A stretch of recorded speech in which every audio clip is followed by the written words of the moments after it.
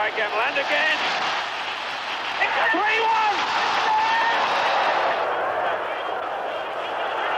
Kimberley scored a great goal! He's done it! Suddenly a lot of lambs have turned into lions. Away goes Nicholas. He's done it! Oh, brilliantly! Oh, what a goal! If football is working-class theatre, it's a theatre in which the stars are almost all-important. Any talk about the game will echo with the great names and their great moments. There's Kenny Dalglish in there. Oh, what a goal! Oh, yes!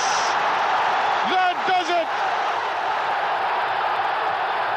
Pat Rice holding off the challenge, giving it straight to Lorimer, and Jennings out of his goal. This is a real chance. Law!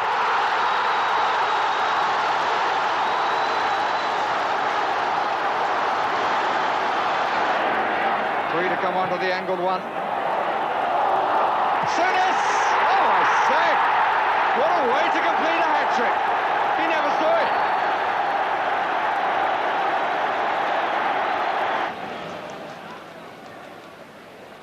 There will always be some difference of opinion about which are the ultimately great names in Scottish football, just as there are differences of opinion about what makes a great Scottish player in the first place. He'd have great ability. He'd have great natural ability. He'd fight King Kong. And at the same time, he'd have a button that he could press and destroy himself. You know, that's...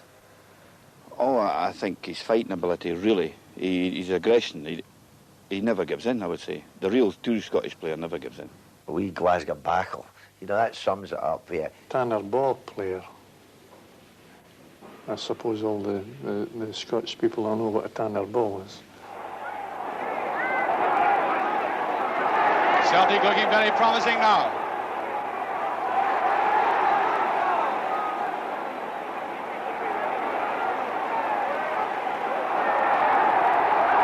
Smith doesn't know what to do with it. There's such good dribblers. Alan Morton, Alec James, Hugh Gallagher. Matt Busby, when he played in England and played in the army, he always showed people that how to play football on the ground. Beautiful passing to a forward on the ground, and that was, I think, typical of the Scottish football. To me, the man who typifies Scottish football is Billy Steele, whom I saw at Hampden in 1947. He typifies the skill, the courage, all the ingredients to make our game great. Bremner just ahead of Madeley. Bremner number 4. Gemmell trying to get back to get goal side of him. Oh, great goal by Bremner! He would have a mixture of Billy Bremner, arrogant, small, hard, a mixture of Kenny Dalglish, brilliance, a mixture of Dennis Law, the best ever goal scorer, a mixture of Dave Mackay, die-hard, desperate will to win, and also he'd have a floppy pair of hands. Jim Baxter is the archetypal Scottish footballer. Brilliant, gallus, always concerned far more with the dramatic flourishes of the game than with its practicalities. Just what we'd all want to be if we were out there in the park. We'd all want a wee bit of Dennis as well, and maybe a bit of Paddy Crerand if the thing got rough. Edwards dispossessed. Dalglish, Deans, back to Dalglish, and the shot superbly struck. What a brilliant goal by Kenny Dalglish. The typical Scotsman's a bad loser. If you look at all your great Scotsmen, you look at Kenny Dalglish, it shows you that he enjoys the game. Unbelievable skill, unbelievable ability. But what a bad loser. He would have colossal arrogance. He would think he was the best player in the world. He'd have a giant chip on his shoulder. Or I think in Andy Cameron's phrase, you know, the perfectly balanced Scot is a guy with a chip on both shoulders. He'd be tremendously skillful. He'd be a bit nasty. He'd be an awfully good competitor. That is one thing that the Scots do. They do compete a lot better. Here's Souness. Oh, he's given him a chance right at the net. Marvellous goal by Graham Souness. Into Nicholas, who ran very intelligently in. He's aiming for goal himself this time.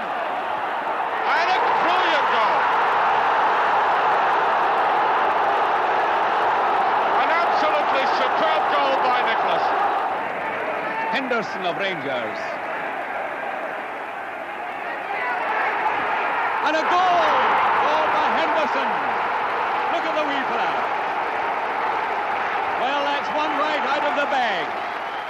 Small, slightly either hen-toed or belly-legged. Not a very nice walker, a nice gait. I mean, I think the saying, as I said, a wee Glasgow backle, you know. No one expects him to be a good footballer, Tanner ball player, doesn't conform to discipline. That's what the world sees him, when in fact, you don't win wars without having tremendous discipline, you know. Master curling it into the box. Forsyth getting away on his first track, and opening goal! Brilliant goal by Gordon Strachan. We're a very passionate people, rightly or wrongly. Education may try and alter the fringe of that, but as a nationality, that's all part of our makeup, and a strong determination. And all these cultural elements become part of our game. And that is what the people respond to. Therefore, the football therefore reflects the people to that extent. And that's why it's all heroes and villains. Most Scottish footballing careers have begun as dreams of glory in unlikely places. It may be that the frequent drabness of the surroundings has intensified our passion for the game. Football has been a way to emerge from anonymity into an immediate sense of yourself. A sense not painfully learned in classrooms, but one that can be demonstrated with the spectacular spontaneity of a goal. Scottish football has tended to be a search for dramatic individuality. Perhaps that's why goalkeeping has seldom been one of Scotland's strengths. You'd turn up at school at 7:30 in the morning, it wouldn't be totally light. You'd have maybe 20 kids there and you'd play 10 aside and you'd play till you get called in at 9 o'clock. When you got the break at 11 o'clock, you were out for 10 minutes, again at 12 o'clock. When you went back from school, straight onto the streets. You learnt your football just playing in the streets with a tennis ball. Yeah, well, that's all you did then, of course, wasn't it? Play football at school, and of course after school you played until it got dark, until the lamp post went out, and then you went into your bed and up next morning again. Your whole life existed around football. I mean, from an early age I used to go and watch the local junior team, and it seemed to me in those days it was thousands and thousands of people went to see Belfield Athletic. I often wonder if there were or not, but that was where it all started, like going and watching the local team. And then I remember the real high notes that you end up getting into the school trials and you get into the school team and all of a sudden you think you're a local hero. I started off with a tennis ball, and the bigger I got, the bigger the ball my dad got. And then when you played football at schools, you started off with a size 3. And I remember one Saturday we turned up and all the 3s were out. We were a late game, the 3s were out, we got a 4. And we thought we were playing with a giant football. So you just grew up with the ball, and you got accustomed to it, you know. The only thing they lived for was playing football. When they were playing, it was a mining area, and of course the only thing they did was play football. That was the joy and that type of thing.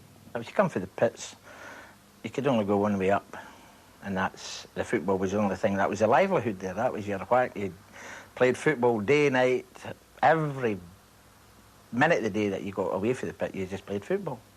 And if you're lucky enough to make it, which I was, that's a nice way of life. Football didn't begin as a way of life.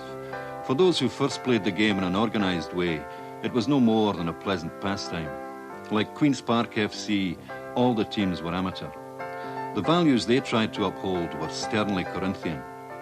All they had originally hoped to gain were the pleasure of playing and perhaps the honour of winning a trophy. But the game quickly became very popular with the working classes. The money its popularity brought revealed the hypocrisy of an industrial society founded on the accumulation of wealth, yet refusing to pay its football players.